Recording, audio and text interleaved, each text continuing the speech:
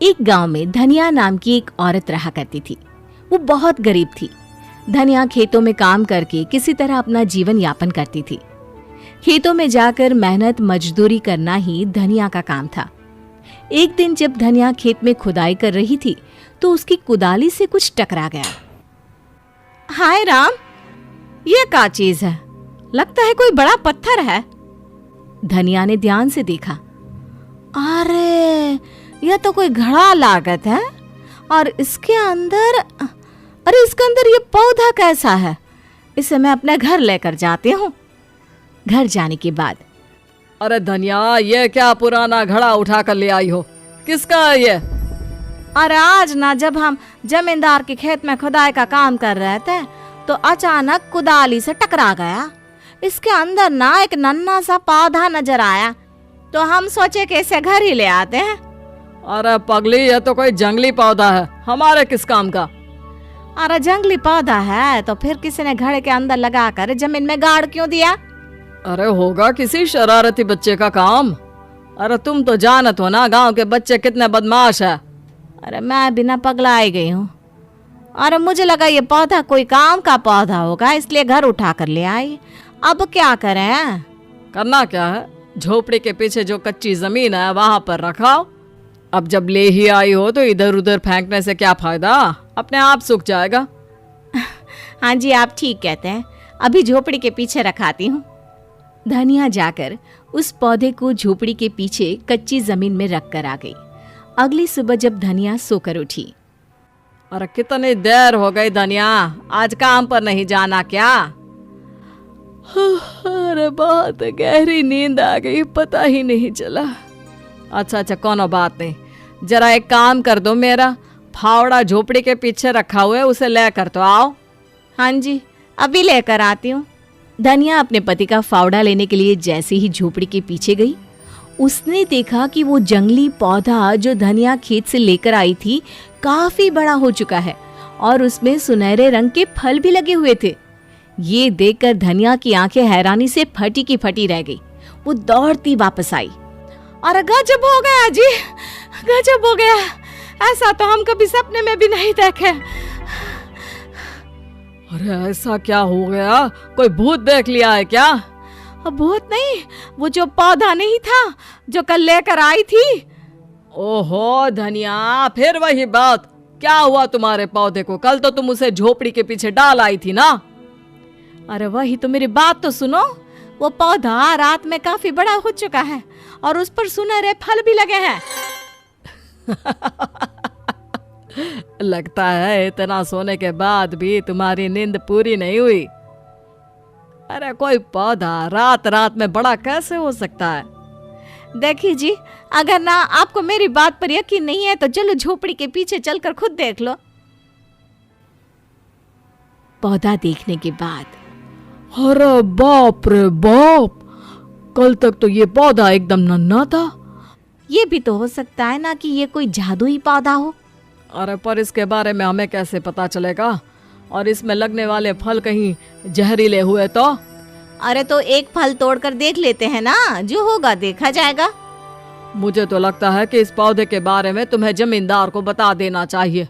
कहीं ऐसा ना हो कि उसे बाद में पता चले और हमें गांव से बाहर निकाल दे, या फिर इस पौधे पर अपना हक जताने के लिए यहाँ आ जाए।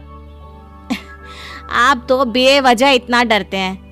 मैं अभी इसका एक फल तोड़कर लाती हूँ और तोड़कर देखते हैं कि इसके अंदर है क्या।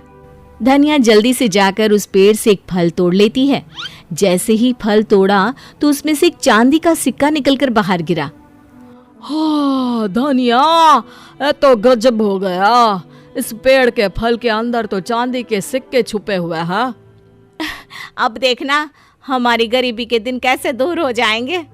और मुझे तो बहुत डर लागत है धनिया, कहीं ऐसा ना हो कि इसकी वजह से कुछ गलत हो जाए। अरे हम गरीब ही ठीक है। अरे फिर वही बात, हमने कभी किसी का बुरा किया है क्या? और रही बात जमींदार को बताने की तो ठीक है ना, मैं आज ही जाकर उन्हें इस पौधे के बारे में बता देती हूँ ताकि तुम्हें तसल्ली हो जाएगी।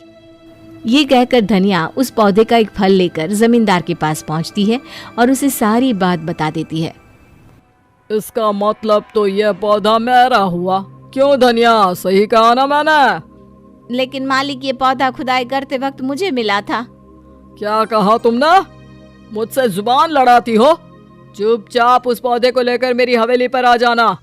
मैं उस पौधे को मेरी हवेली के बगीचे में लगाऊंगा। ठीक है मालिक, जैसा आप कहें। हम गरीब लोग हैं, आपकी बात तो माननी ही होगी। अभी के अभी जाओ और मेरा पौधा लाकर मुझे दे दो। वो तुम्हें मेरे खेत से मिला है तो इस पर मेरा ही तो अधिकार बनता है। और याद रहे, उसमें से निकला हुआ एक भी चांदी का सिक्का अगर तुमने रखा तो तुम्हारी 1 महीने की पगार काट लूंगा।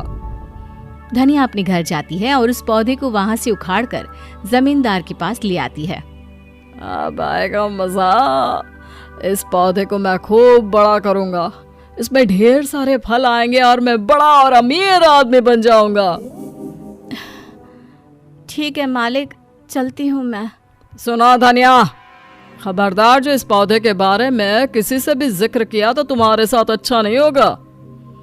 जमींदार ने पौधा धनिया से लेकर अपने बगीचे में लगा लिया। लेकिन अगली सुबह जैसे ही जमींदार अपने बगीचे में गया तो उसने देखा कि वो पौधा काला पड़ गया था। उसने धनिया को बुलाया। मुझे बेवकूफ समझती हो? तुमने मुझे गलत पौधा ला कर दिया है। ये देखो, ये पौधा तो रात रात में काला पड़ गया। नहीं नहीं मालिक, मैंने आपके साथ कोई बेईमानी नहीं की। आपके डर की वजह से मैं आपके साथ बेईमानी कर भी नहीं सकती। ये वही पौधा है जो मुझे आपके खेत से मिला था। तो फिर रात में काला क्यों पड़ गया? इसके बारे में कुछ नहीं जानत मालिक। जब मैंने इसे अपनी झोपड़ी के पीछे लगाया था तो एक ही रात में इसमें खूब सारे फल आ गए थे। अच्छा ठीक है, एक काम करते हैं, यह पौधा ले जाकर तुम्हारे घर के पीछे लगा देते हैं। मेरे आदमी दिन रात उसकी रखवाली करेंगे और इसमें लगने वाले सारे फल तोड़कर मुझे दे देंगे। एक बार फिर से वो जादुई पौधा धनिया के पास पहुंच गया। धनिया ने फिर से उसे अपनी झोपड़ी के पीछे लगा दिया। अगली सुबह जब सब लोग सोकर उठे तो वो पौधा फिर से सुनहरे फलों से भर गया था। अरे वाह, इसमें तो बहुत सारे फल लगे हैं। अब ये सारे फल मेरे। जैसे ही जमींदार के आदमी उन फलों को तोड़ने लगे, उन फलों के अंदर से कोयले निकले। अरे ये क्या, इसके अंदर से तो कोयले निकल रहे हैं। देखिए मालिक, आपने जैसा कहा मैंने वैसा किया। अब ये पौधा अपना जादू नहीं दिखा रहा तो इसमें हमारी तो कोई गलती नहीं ना। ठीक है धनिया, मैं हार मान चुका हूँ। मुझे लगता है ये पौधा अपना जादू सिर्फ तुम्हारे ऊपर ही दिखाता है। एक काम करो, यह पौधा तुम ही रख लो। आखिर जमींदार उस पौधे को छोड़कर वापस चला गया। धनिया ने भी उस पौधे से कोई फल नहीं तोड़ा। अभी 2 दिन के बाद जब धनिया और उसका पति झोपड़ी के पीछे गए तो उन्होंने देखा कि वैसे ही पौधों से भरा हुआ पूरा का पूरा बगीचा वहां पर तैयार था। अरे धनिया, पहले तो सिर्फ एक पौधा था, लेकिन अब तो यह पूरा का पूरा बगीचा बन गया है। लेकिन हम इतने सारे पैसों का क्या करेंगे? हमें तो इतने सारे पैसों की जरूरत भी नहीं है। धनिया, मुझे लगता है कि भगवान का इशारा है। वो चाहते हैं कि हम इन पैसों का उपयोग गरीब और भूखे लोगों की मदद करने में करें।